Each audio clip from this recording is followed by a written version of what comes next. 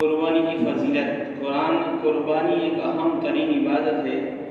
پرانی قوموں سے یہ دستور رہا ہے کہ لوگ قربانی کو اپنے پروردگار سے اپنے تعلق کو بڑھانے کا ذریعہ سمجھتے ہیں۔ حضرت ابراہیم علیہ السلام کو آزمائش کے دور پر اسماعیل علیہ السلام کی قربانی کرنے کا حکم دیا تھا۔ جب حضرت ابراہیم علیہ السلام اس کڑی آزمائش میں پورے اترے، اللہ نے خوش ہو کر حضرت اسماعیل کی جگہ ایک جنتی مینڈے کی قربانی کرائی، اور اللہ تعالیٰ کو حضرت ابراہیم علیہ السلام کا یہ عمل، یہ ادا اتنی پسند آئی کہ قیامت تک آنے والے مسلمانوں پر عید الاضحیٰ میں قربانی کرنا واجب قرار دیا گیا۔ قربانی کے جانوروں کے ہر بال کے بدلے میں ایک نیکی ملے گی۔ ایک حدیث میں ہے کہ صحابہ کرام نے رسول اللہ صلی اللہ علیہ وسلم سے پوچھا، یا رسول اللہ قربانی کیا ہے؟ یہ قربانی کیا ہے؟ یعنی قربانی کی حقیقت، اس کی تاریخ کیا ہے؟ تو آپ نے فرمایا یہ تمہارے باپ ابراہیم علیہ السلام کی سنت ہے۔ صحابہ نے کہا، یا رسول اللہ پھر تو ہمارے لیے اس میں کیا ثواب ہے؟ تو آپ نے فرمایا ہر بال کے بدلے کی نیکی۔ انہوں نے کہا، یا رسول اللہ وہ ان کا کیا حکم ہے؟ ان کا مقصد یہ تھا کہ بھیڑ، مینڈا، کھیٹا وغیرہ، اونٹ جیسے جانوروں کی کھال پر بیل یا بکری کی طرح بال نہیں ہوتی بلکہ اون ہوتا ہے۔ ظاہر ہے کہ ایک ایک جانور کی کھال پر لاکھوں کروڑوں بال ہوتے ہیں، تو کیا اون والے جانوروں کی قربانی کا ثواب بھی ہر بال کے بدلے میں ایک نیکی کا حساب ملے گا؟ آپ نے فرمایا ہاں، اون کے ہر بال کے بدلے میں بھی ایک نیکی ملے گی۔ نبی کریم صلی اللہ علیہ وسلم ہر سال قربانی کیا کرتے تھے۔ قربانی کی اہمیت اور فضیلت کے پیش نظر آپ صلی اللہ علیہ وسلم برابر قربانی کرتے رہے، کبھی قربانی کو آپ نے نہیں چھوڑا۔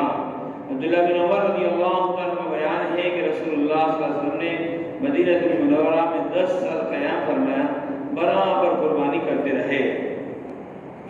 حضور اقدس صلی اللہ علیہ وسلم کا اپنی طرف سے قربانی کرنے کا حکم کرنا، جب آپ صلی اللہ علیہ وسلم اس دنیا سے پردہ فرمائے تو حضرت علی کو اپنی طرف سے قربانی کرنے کی وصیت فرمائی، چنانچہ حضرت علی برابر آپ کی طرف سے قربانی کرتے رہے۔ حضرت حنش رحمۃ اللہ علیہ کہتے ہیں، میں نے حضرت علی کو دیکھا 2 مینڈے کی قربانی کرتے ہیں۔ میں نے پوچھا یہ کیا ہے؟ یعنی آپ کی طرف سے 1 مینڈے کی قربانی کافی تھی، آپ 2 مینڈے کی قربانی کیوں کرتے ہو؟ تو حضرت علی رضی اللہ تعالیٰ نے بتایا کہ رسول اللہ صلی اللہ علیہ وسلم نے مجھے وصیت فرمائی تھی میں آپ کی طرف سے بھی قربانی کیا کروں، ایک قربانی رسول اللہ صلی اللہ علیہ وسلم کی جانب سے کرتا ہوں۔ قربانی کے دنوں میں اللہ تعالیٰ کے نزدیک قربانی سے زیادہ کوئی پیارا عمل نہیں۔ ترمذی شریف کی روایت میں رسول اللہ صلی اللہ علیہ وسلم نے فرمایا، قربانی کے دنوں میں اللہ تعالیٰ کو خون بہانے سے زیادہ پسندیدہ کوئی عمل نہیں۔ یہ قربانی کا جانور قیامت کے دن اپنے سینگوں اور بالوں اور کھوروں کے ساتھ آئے گا۔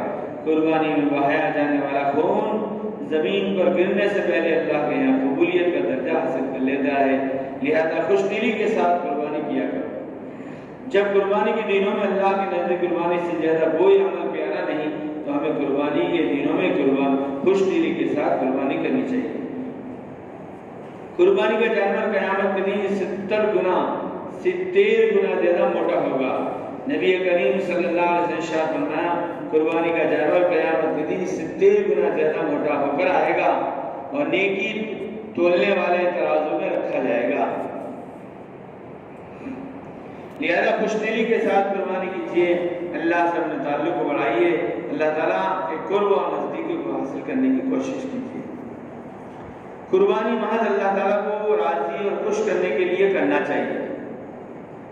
باری تعالیٰ اپنے کلام پاک میں ارشاد فرماتے ہیں، اللہ تعالیٰ کو تمہاری قربانی کا گوشت اور خون نہیں پہنچتا، مگر اللہ تعالیٰ کو تمہارے دلوں کا تقویٰ پہنچتا ہے۔ ہم نے یہ جانور اسی طرح تمہارے بس میں کر دیے تاکہ تم اللہ کی بڑائی بیان کرو، اس بات پر کہ اس نے تم کو ہدایت عطا فرمائی اور آپ نیکی کرنے والوں کو اے محمد صلی اللہ علیہ وسلم خوشخبری سنا دو۔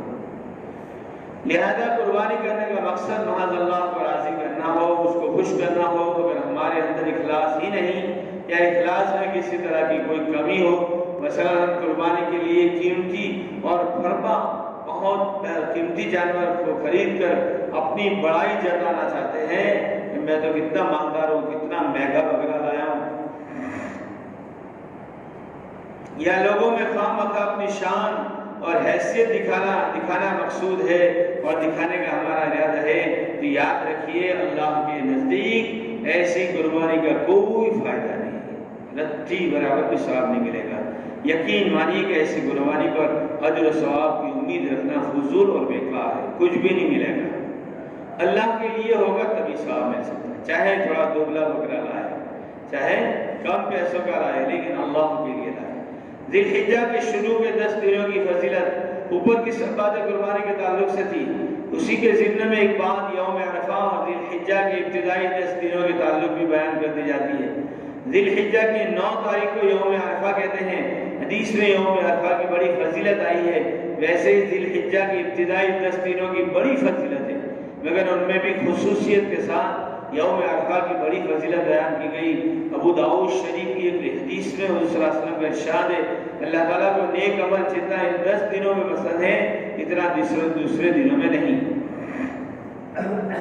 ایک حدیث میں ہے کہ رسول اللہ صلی اللہ علیہ وسلم نے فرمایا، اللہ تعالیٰ کو شروع ذی الحجہ کے 10 دنوں میں کی گئی عبادت دوسرے دنوں کی عبادت کے مقابلے میں زیادہ پسند ہے۔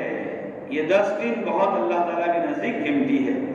ان 10 دنوں میں رکھا گیا ایک دن کا روزہ 1 سال کے برابر، 1 سال کے روزوں کے برابر ہے، اور ان میں ایک رات کی عبادت لیلۃ القدر میں عبادت کے برابر ہے۔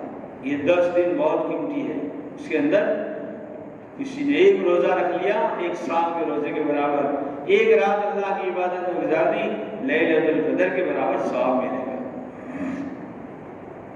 یوم عرفہ کا روزہ ابن ماجہ کی روایت میں نبی کریم صلی اللہ علیہ وسلم نے ارشاد فرمایا، عرفہ کے دن جو شخص روزہ رکھے تو مجھے اللہ تعالیٰ کی ذات سے امید ہے یہ روزہ اس کے 1 سال پہلے اور 1 سال بعد کے تمام گناہوں کا کفارہ بن جائے گا۔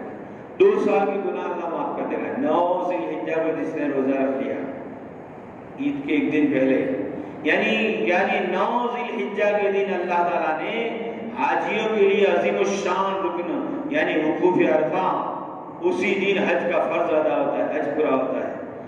ہمارے لیے خاص 9ویں تاریخ کو نفلی روزہ مقرر فرمایا۔ اللہ تعالیٰ عرفہ کے دن بے شمار لوگوں کو جہنم سے آزاد کرتے ہیں۔ یہ 9 ذی الحجہ کو اللہ تعالیٰ بہت ساروں کو جہنم سے آزادی فرماتے ہیں۔ اس دن ہمارا روزہ رکھیں گے، اللہ 2 سال کے گناہ معاف کر دے گا۔ مسلم شریف کی روایت میں نبی کریم صلی اللہ علیہ وسلم نے فرمایا، اللہ تعالیٰ اپنے بندے کو جتنا عرفہ کے دن یعنی 9ویں ذی الحجہ کو جہنم کی آگ سے آزاد کرتے ہیں، یعنی چھٹکارا دیتے ہیں، اتنا کسی اور دن میں آزاد نہیں کرتے۔ ایک طرف تو ان فضیلتوں کو دیکھیے، دوسری طرف اپنی غفلت پر نظر ڈالیے تو بڑے افسوسناک صورتحال سامنے آئے ہیں۔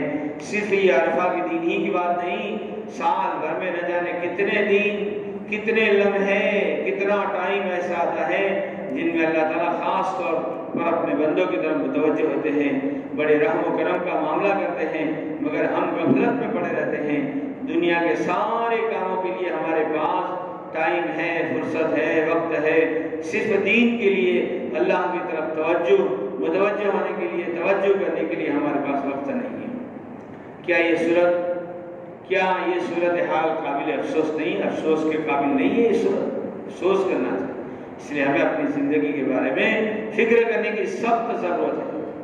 تکبیر تشریف پڑھنا واجب ہے۔ عرفہ کے دن سے ایک عمل شروع ہوتا ہے، وہ تکبیر تشریق ہے۔ تکبیر تشریق کے الفاظ یہ ہے، اللہ اکبر لا الہ الا اللہ واللہ اکبر وللہ الحمد۔ یہ تکبیر 9ویں ذی الحجہ کی فجر کی نماز سے شروع ہوتی ہے اور 13ویں ذی الحجہ کی عصر تک کہی جاتی ہے۔